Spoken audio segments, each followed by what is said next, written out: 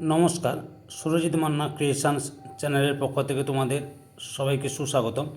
আশা করি তোমরা সকলে ভালো এবং সুস্থ আছো।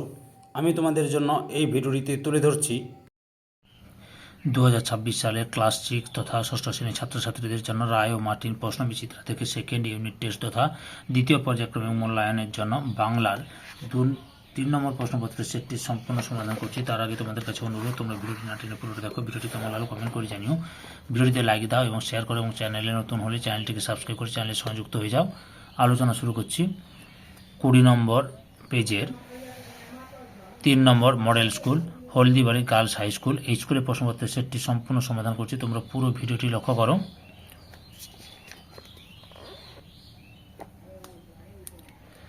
একের দাগে সঠিক উত্তরটি বেছে নিয়ে লেখো। 1.1 দূরে দূরে কতগুলি গ্রামের মাঝে একটিখানি হাট, অপশান কয় 10, 12। 1.2 পিঁপড়ে কী ধরনের প্রাণী, অপশান ঘয়ে সন্ধিপথ। 1.3 ধানের সবচেয়ে বড় বন্ধু হলো, অপশান ঘয়ে বৃষ্টি। 1.4 দেওয়াল চিত্র রচনার ক্ষেত্রে অগ্রসর, অপশান ক্ষয় সাঁওতাল। 1.5 উপসর্গ ব্যবহৃত হয়, অপশান কয় শব্দের আগে। 1.6 নিকট শব্দ নিকট পত্রের বিশেষ্য হলো, অপশান ঘয় নৈকট্য। 1.7 প্রদত্ত কোন রূপটি ঠিক নয়, অপশান ঘয় উনি যুক্ত সে। 1.8 শুদ্ধ বানানটিতে টিক চিহ্ন দাও, অপশান কয় অগ্রহায়ণ। 1.9 তোমার ড্যাশ কাজটি হবে না, অপশান শূন্যস্থানীয় সঠিক অনুসর্গ হলো, অপশান কয় দ্বারা। 1.10 তিনি অনাহারে, অনড় থাকায় স্বাস্থ্যের অত্যন্ত অবনতি হলো।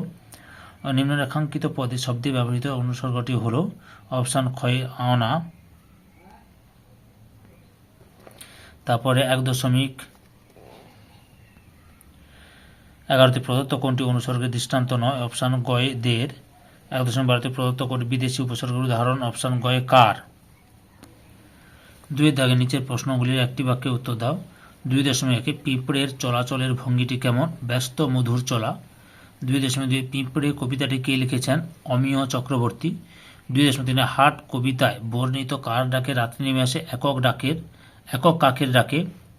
2.4 নদীর বাতাস কোন গাছের শাখায় প্রশ্বাস ছাড়ে, পাকুড় গাছের।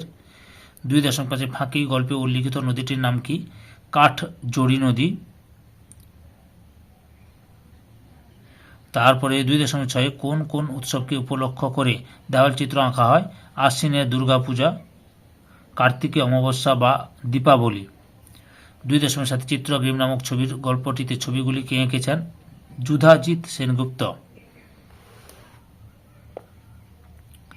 2.8 পিঁপড়েকে কে আশ্রয় দিয়েছিল, ধরিত্রী। 2.9 কাকেশ্বর কুচকুচে কোথায় থাকত, 41 নম্বর গেছো বাজার, কাগিয়াপট্টি। 2.10 টাক ডুমাডুম টাক ডুমাডুম টাক ডুমাডুম বলে কে স্লেট বাজিয়ে নাচতে লাগলো, কাক। 2.11 লোকটি কুলপি খেতে গিয়ে ভুল করে কি খেয়ে ফেলেছিল, সাজি মাটি। 2.12 হিজিবিজবিজের পিসের নাম কি, হিজিবিজবিজ।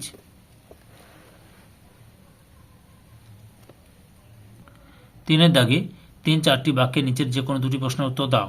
3.1 সেই অতলে ডাকো, কে কাকে কখন ও কোথায় এই ডাক দেয়। উত্তরটি লক্ষ্য করো। রায়ান মার্টিনের সহায়িকা দেখাচ্ছে, এই যে এখান থেকে মাটির তলায় গভীর গর্তে ঘরে গর্ত খুঁড়ে করে চলে যায় পিঁপড়েরা, ধরিত্রী মায়ের আকুল ডাকে পিঁপড়েরা এগিয়ে চলেছে।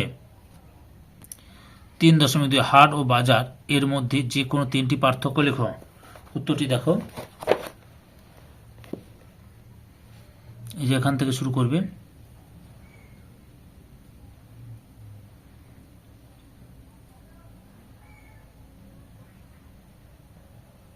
এতটা পর্যন্ত লিখবে।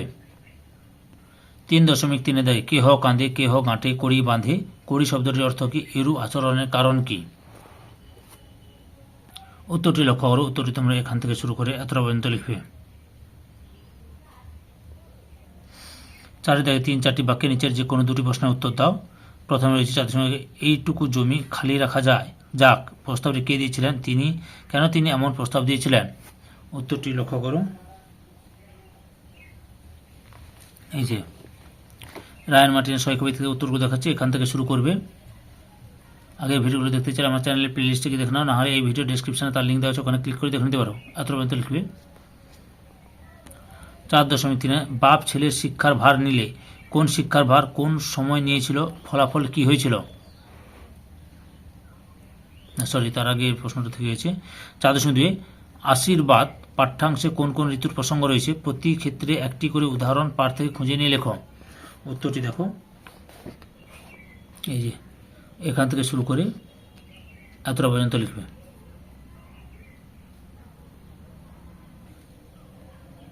4.3 বাপ ছেলের শিক্ষার ভার নিলে কোন শিক্ষার ভার কোন সময় নিয়েছিল? উত্তরটি দেখো,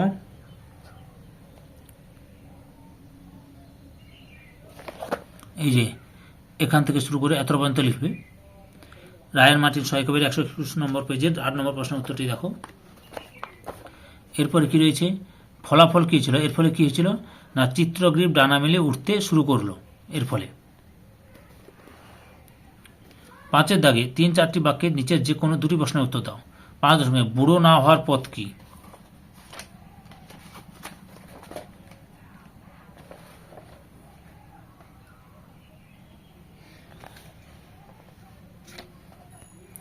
এই যে এখান থেকে শুরু করে এতটা পর্যন্ত লিখবে। 5.2 উধো বুড়োর বর্ণনা দাও। এই যে লক্ষ্য করো, এখান থেকে শুরু করে এতটা পর্যন্ত লিখবে উধো বুড়োর বর্ণনা। পরের প্রশ্ন রয়েছে 5.3 রাম ছাগল টিকটিকি খায়, কার উক্তি? সে কি সত্যি টিকটিকি খায়? উত্তরটি দেখো, এই যে এখান থেকে শুরু করে এতটা পর্যন্ত লিখবে। 6 দাগে সমচারিত ভিন্নার্থক শব্দযুগলের অর্থ পার্থক্য দেখি বাক্য রচনা করো। 6 শাক শাঁখ, উত্তরটি লক্ষ্য করো।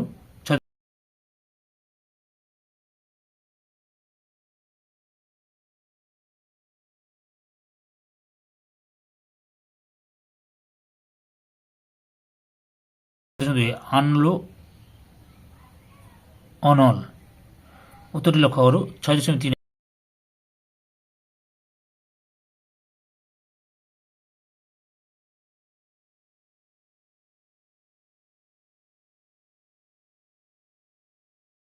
নীতি দন্তনাশ্রিত নীতি আর দন্তনাদীর্ঘ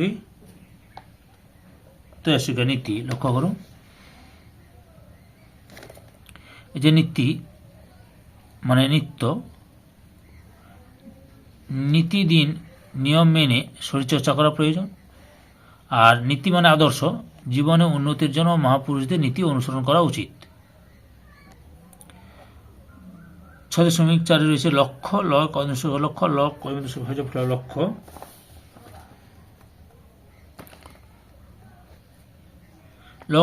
লক্ষ্য মানে সংখ্যা বিশেষ। রমেশবাবুর বাড়ি মেরামতির জন্য 5 লক্ষ টাকা প্রয়োজন। আর লক্ষ্য মানে উদ্দেশ্য, মায়ার জীবনের লক্ষ্য আদর্শ শিক্ষিকা হওয়া। ধৈর্য সহকারে সম্পূর্ণ ভিডিওটি দেখার জন্য তোমাদের সবাইকে অসংখ্য অসংখ্য ধন্যবাদ। আজকে এই পর্যন্ত, পরবর্তী ভিডিওতে দেখা হবে। Tata, bye bye.